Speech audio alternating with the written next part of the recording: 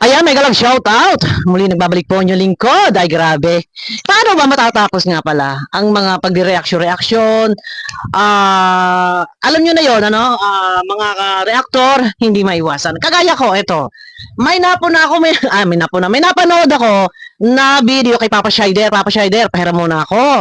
Ay, napansin ni Papa Shider na ang tindahan nila Beyonce ay wala ng laman. Sasabihin ng iba, bakit kayo ay hindi tumitigil kaka-reaction kay Beyonce? Yun na nga po ang tanong, paano po matatapos kung ang mga nagde-defend or ang mga defender din ni Beyonce ay hindi rin po tumitigil? Ang lagay ay sila lang.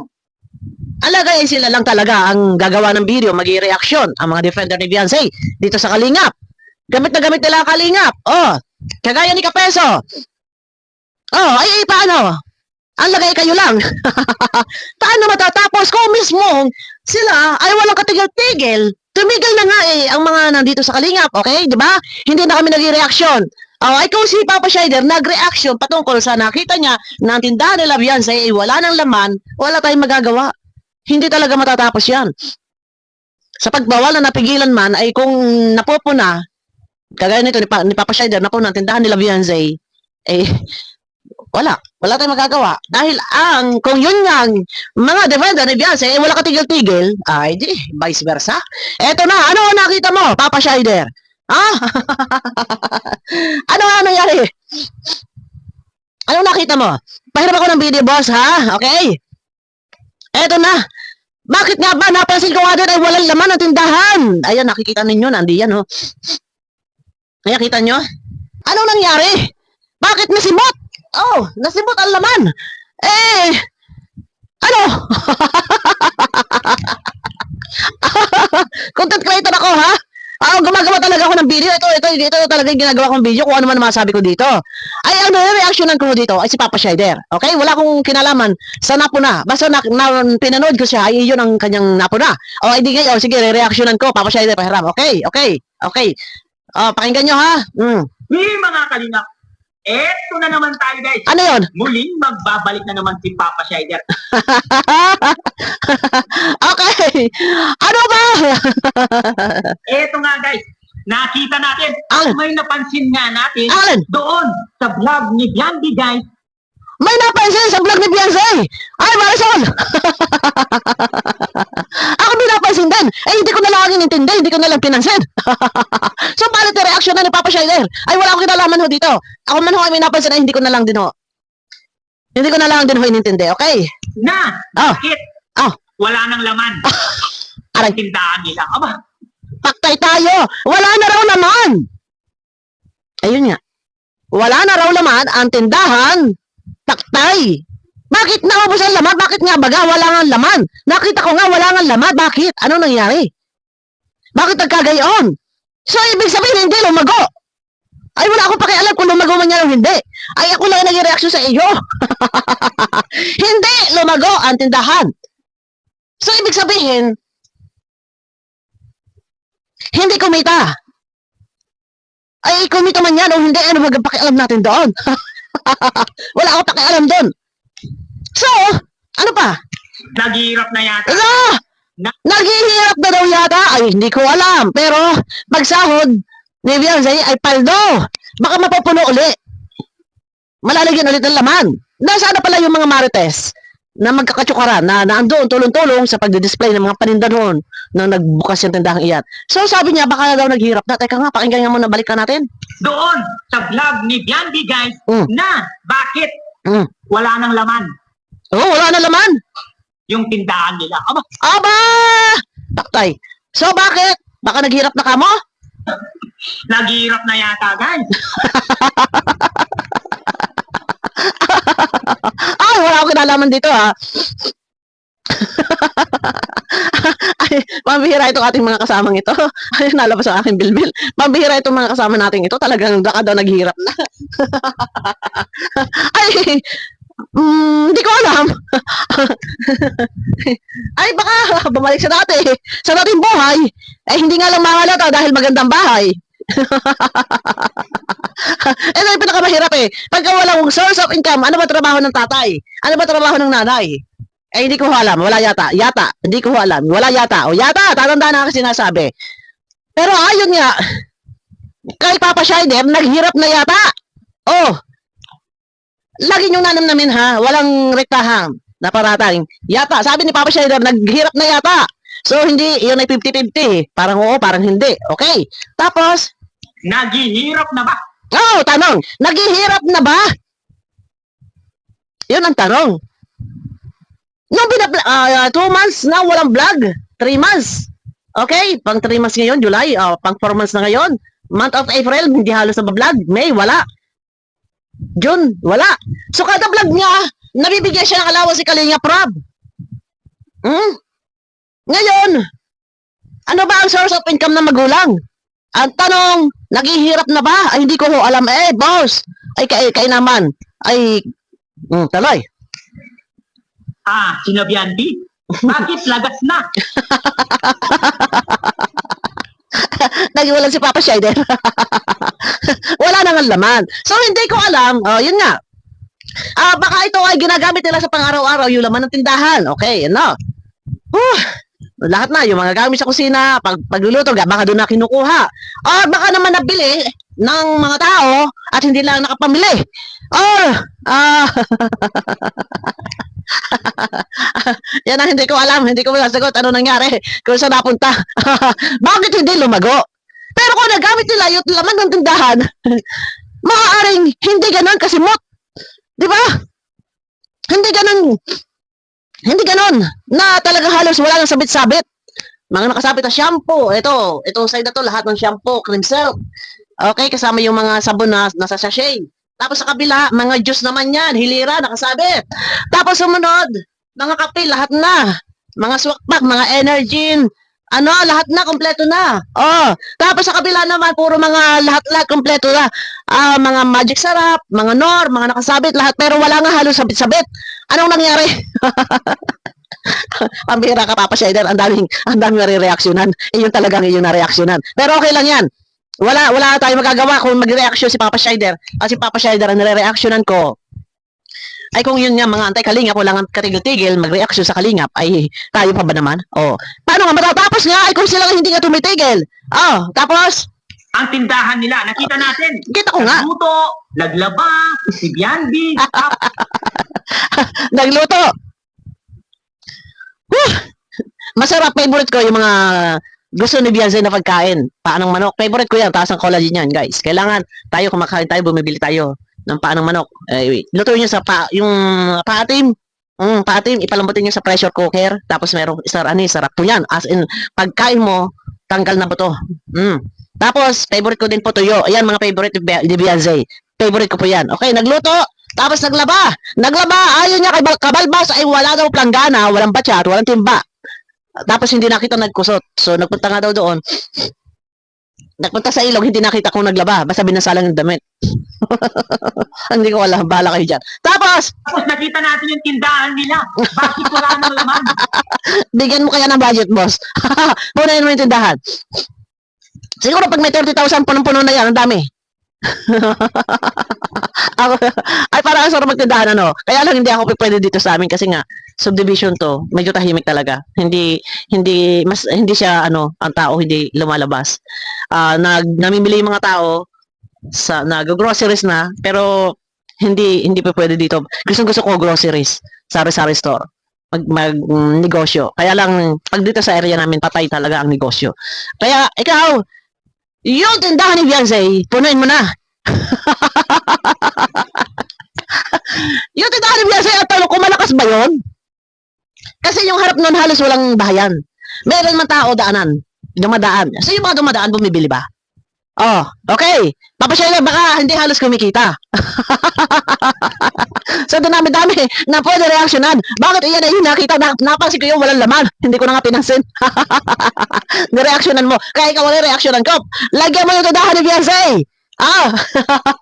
Anong nangyari? Ewan ko. Asan na yung mga big Hindi ko alam. Mga big sponsor, nasaan daw? Punuin. Aray mo pakat mo. Hindi na nawalan si Pongko. Mga big sponsor! Tawag kayo ni Papa Shider! Wala akong alam dyan. Bahala kayo dyan. Mas ako nag-reaction sa iyo. Papa Shider, baka nga, halos, hindi halos kumikita. Kasi nga, wala naman halos bahayan doon. Okay? Meron mga tao, daanan ng mga sasakyan, may mga estudyante dumadaan. Pero kung siguro makagross ka ng mga 2,000, baka malabo. Tapos yung neto mo doon, baka siguro mga, hindi pa maka 500, sa estimate ko lang yan. Dahil ibabase po natin sa area, sa lugar. No? Kasi mapapansin nyo, tuwing magbablog ang Kalingap, wala halos tao sa area na yan. Wala nakikita na nakatambay, walang bahayan. So, makagross ka dyan, mahirapan makatokay. Ano? So, baka naman ay na hindi pa nakapamili. Mahirap. Ay, mukha ni Papa Sheda. Ayoko kasing magsabi na na lugi kasi wala akong alam. Hindi ko alam. Baka hindi pa nakakapamili. Oh, tapos Lagyan nyo na ng 150k yung tindahan nila. hoy, ang 150k. Mini grocery na 'yon. Na mga wholesale, pwede ka. Pero kung lalagyan mo yan ng 150,000 na mga paninda, halaga na paninda, mas mainam. Wag. Doon sila sa mataong lugar, sa palengke. Kung 150, kuha sila isang pwesto doon.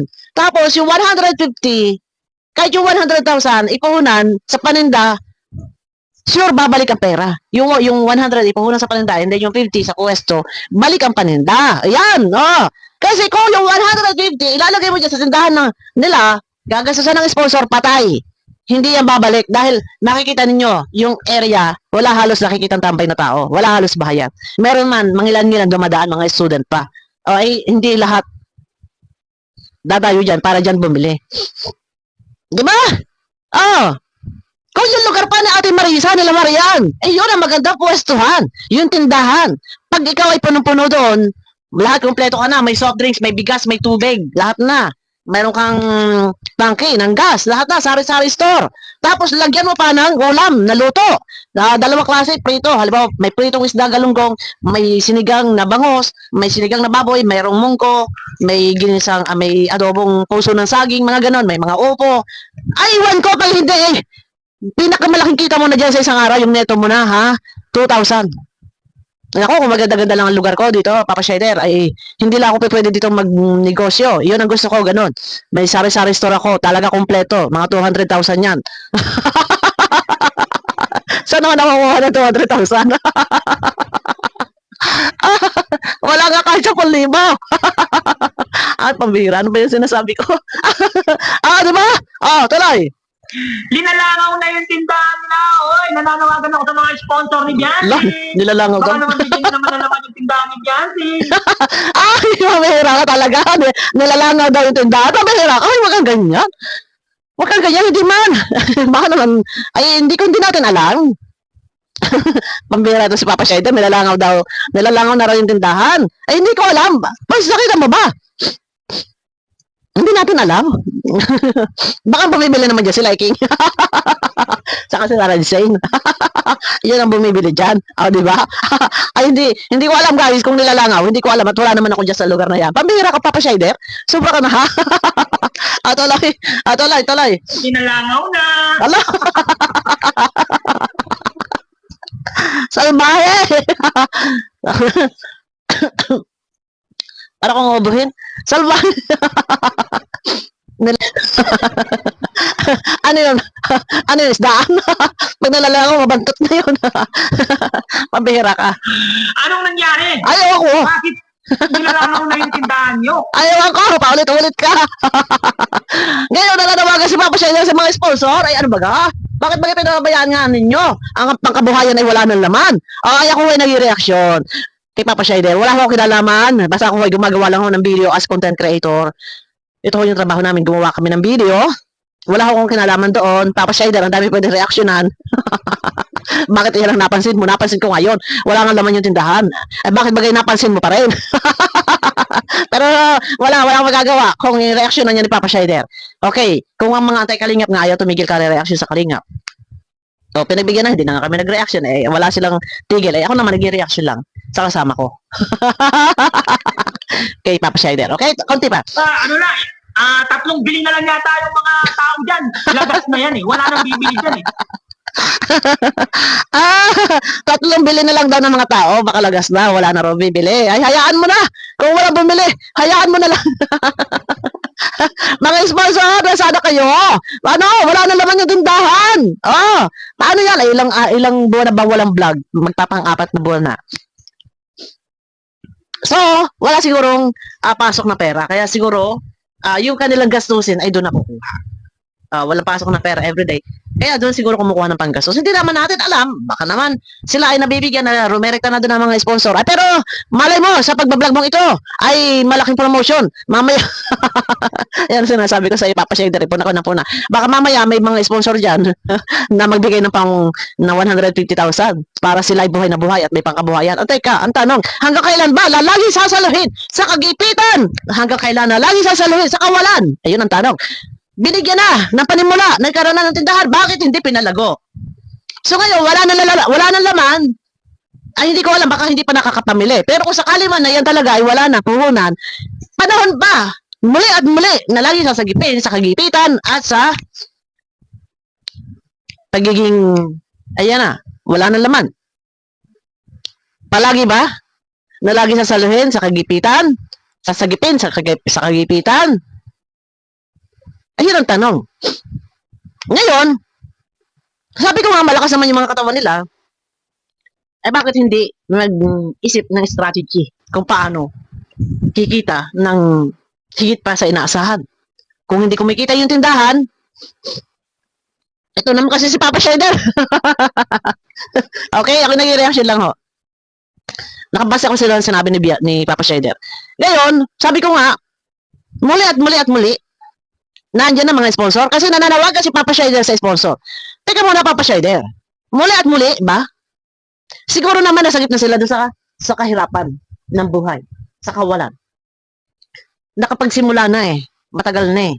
So, kung wala ang laman ng tindahan, nandiyan ba na muli sasagipin ng sponsor para mabigyan muli ng pangkabuhayan? Comment lang kayo, guys. Abangan nyo ko sa akin next video. Mega love shoutout po sa inyo lahat. Pakiclick po na thumbs up. Bye-bye po. Ang kabuang video, mapapanood nyo po kay Papa Shider. Okay, hindi sana ako mag-reaction to, kaya lang nag-reaction. Opinion ko to. Kasi nananawagan at nagsisisigaw si Papa Shider. Mga sponsor! Oh. Lagyan nyo raw, bigyan nyo raw. 150,000 punuin nyo yun. Nabigyan na sila panimula. Sa muling ganito, na walang laman, sponsor pa rin ba? Bakit? Ay, hindi. Teka muna, para sa akin. Hindi sa lahat ng panahon lagi sponsor. Teka muna, wag natin gawin, sa mga sponsor, wag niyong gawin na inutel. Hindi ko sinabi sila yung inutel, ha? Opinion ko to. Kapag kayo lagi na dyan na nakasagip sa kagipitan, sa kagutuman, sa kawalan, lagi ninyo aalalayan, parang tinuruan ninyo silang maging tamad. Kasi sigaw na sigaw si Papa Shider. Mga sponsor daw, hindi po pwedeng palaging sponsor ay nakaalalay. Unang-una, hindi po sila baldado. Hindi po sila inutel. Hindi ko sinasabi sila inutel. Ano, walang below the belt. Opinion ko to. Ito ini-address ko sa mga sponsor. Parang tuturuan ninyo ng katamaran na hindi sila kikilos. Kung ano yung mga strategy sa buhay, paano mabubuhay, paano kikita, paano magkakaroon ng source of income kayo. May mga anak pa silang maliliit na pag-aaralin hanggang college. Paano? Nandyan ba kayo lagi? Parang tinuruan nyo lang maging tamad kung palagi ninyong ini-spoil, kung palagi ninyong sinasalo sa kawalan, sa kagipitan. Ayan, Papa Shider, ito, opinion ko yun, ha? Okay, ang kabuuan video, mapapanood nyo kay Papa Shider. Kayo, anong opinion nyo? Hindi pa ako nagkikreate ng bashing. Opinion ko to. Lahat tayo may freedom of speech, may kalayaan, okay? Ano ang inyong masasabi? Marapat ba na sagipin ng sponsor? Ako nag-reaction kay Papa Shider. Pamira ka, Papa Shider. Papa Shider, hindi kailangan na lagi sponsor. Matuto sila, magsumikap. Nabigyan na ng panimula eh. Bakit hindi nila pinagyaman? O, di ba? Pagyamanin. O, di ba? Ayun lang, abangan nyo ako sa next video. Pero malay mo, pag sahod ng anak, ay mapuno yan. Abangan niyo ako guys sa akin next video. May kalam shoutout po sa inyo lahat. Pakiclick po ng thumbs up at ayan, bye-bye po.